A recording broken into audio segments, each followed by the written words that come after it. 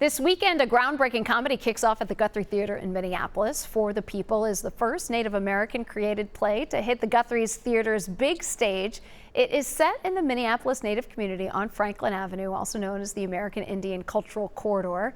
Local Native performers star in the play, as well as iconic Native actors Wes Studi and Sherry Foster Blake.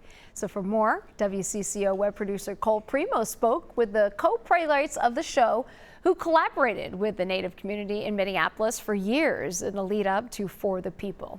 My name is Larissa of FastHorse, and I'm from the Sichanga Lakota Nation, and I'm one of the playwrights of For the People. Buju, Ty, Defoe, and I'm the other playwright of For the People. Ojibwe.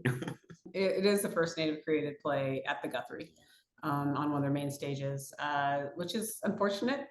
We chose yesterday at the beginning of Tech to celebrate that, to celebrate the beginning of a new history. So this is a new history and a new period for the Guthrie. Our first rehearsal started with two elders, an Ojibwe and a Dakota elder, women opening. And you didn't hear from the artistic director, you didn't hear from us or Michael, the creative team. You heard from local Native women who shared the way they wanted to share and smudged everybody and had some ceremony. And that's how we began, and that's how we've continued. And that's only because of the incredible amount of work the Guthrie has put into this over the years. The show centers April Dakota, who is of the Dakota people, and she is returning home she has this really wonderful idea about building a wellness center that incorporates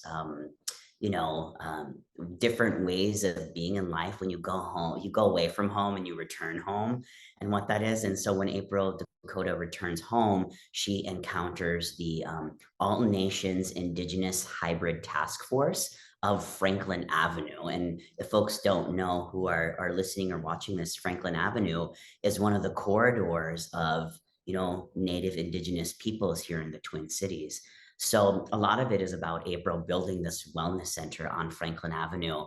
And of course, what it takes to do something like that with your own community, hybridizing both traditional and contemporary culture together, and all of the, wonderful insider and both outsider jokes that go with it, as well as this idea what's happening in the Twin Cities in particular about territory and land and ownership and gentrification. So all those things are incorporated, and at the same time it's fun and funny, because we think a lot of passed down historic trauma, things that are really really challenging to talk about sometimes. What better way to emphasize those by using humor and getting people to dialogue about some of the truths that are happening to our community.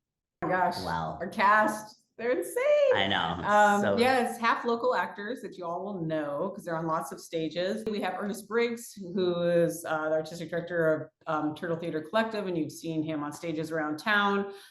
You've seen Nathaniel Two Bears, possibly. He's a newer actor, but he has been acting in the last few years around the Twin Cities. And then Adrian Zimiga January, I think a lot of folks have seen in many stages around town here today in the Twin Cities. And then coming in, we brought Katie Anvil Rich from Los Angeles, who we've worked with for a lot of years at Native Voices at the Autry. We have Kalani Kwepo, who we've known for decades. And a lot of people know him from Jamestown and a lot of other shows. We have Sherry Foster Blake, who we also have worked with several times in Los Angeles. Ty worked with her on Unbreakable Kimmy Schmidt.